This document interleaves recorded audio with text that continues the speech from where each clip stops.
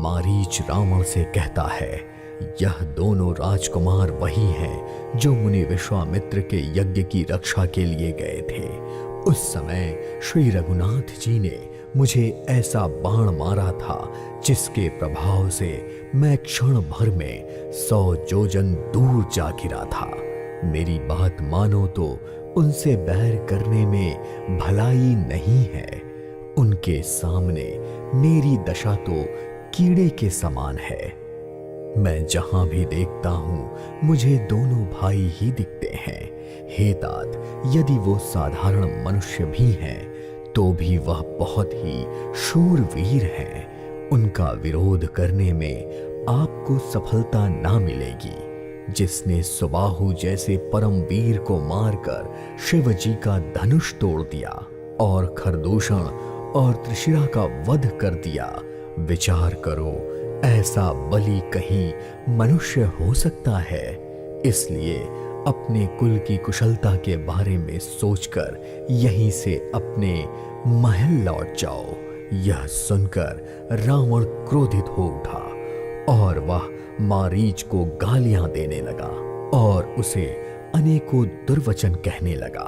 अरे मूर्ख, तेरी इतनी हिम्मत, तू गुरु की तरह मुझे ज्ञान दे रहा है। बता तो, संसार में मेरे समान योद्धा कौन है? रावण की बात सुनकर मारीच ने विचार किया कि शस्त्रधारी अधर्मी स्वामी से विरोध करने में कल्याण नहीं है और मारीच को दोनों ही तरफ से अपना मरण ही दिखा। तब उसने श्री राम जी की शरण में जाने में ही अपना कल्याण समझा और सोचा कि यदि मैंने इसे ना बोला तो यह अभागा रावण मुझे यहीं मार डालेगा। परंतु यदि मेरी मृत्यु निश्चित ही है तो मैं श्री रघुनाथ जी के बाण से क्यों ना मरूं। और ऐसा सोचकर वह रावण के साथ चल पड़ा। श्री राम के चरणों में मारीच का अखंड प्रेम था।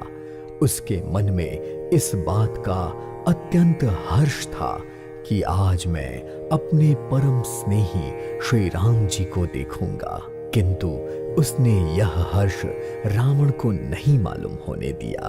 वह मन ही मन सोचने लगा, आज मैं अपने परम प्रिय भगवान को देखकर नेत्रों का सुख पाऊंगा, जिनका क्रोध भी मोक्ष देने वाला है और जिनकी भक्ति भगवान को भी वश में करने वाली है।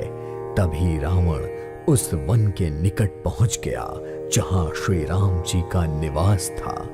तभी मारीच अपनी माया से एक कपट मृग बन गया। वह देखने में इतना विचित्र था जिसका वर्णन भी नहीं किया जा सकता। उसे देखकर ऐसा लगता था जैसे अनेकों सोने के शरीर को मणियों से जड़कर बनाया गया हो। सीता जी ने जब उस परम सुंदर हिरण को देखा जिसके अंग अंग की छटा अत्यंत सुंदर थी, उसे देखते ही श्री राम जी से सीता जी कहने लगी, हे देव सुनिए, इस मृग की छाल बहुत ही सुंदर होगी।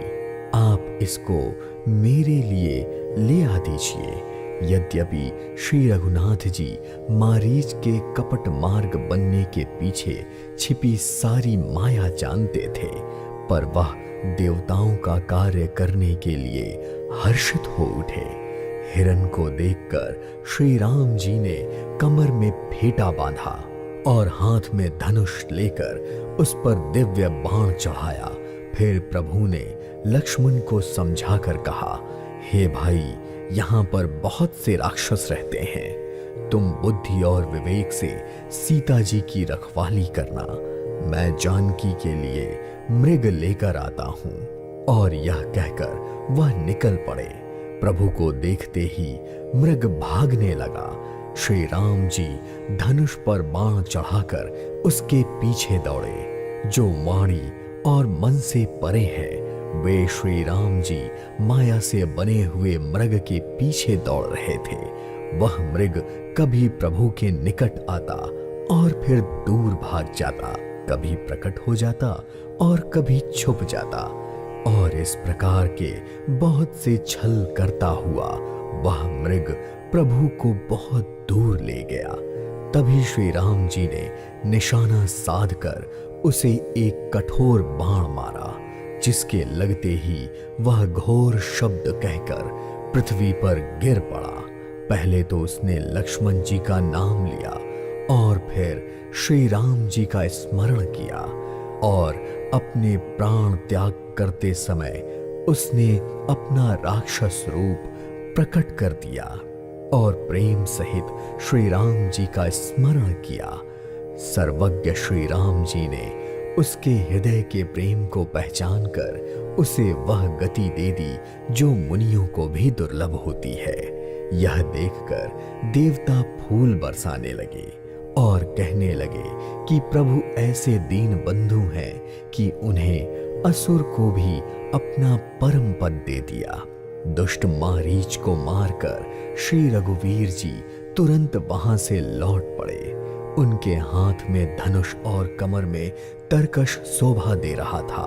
इधर सीता जी ने मरते समय मारीच ने जो हाँ लक्ष्मण बोला था, उन्होंने वह सुन लिया था, जिसके कारण वह भयभीत हो गई और उन्हें लगा कि प्रभु संकट में हैं और वह घबराकर लक्ष्मण जी से कहने लगी, तुम शीघ्र जाओ, तुम्हारे बड़े भाई संकट में हैं।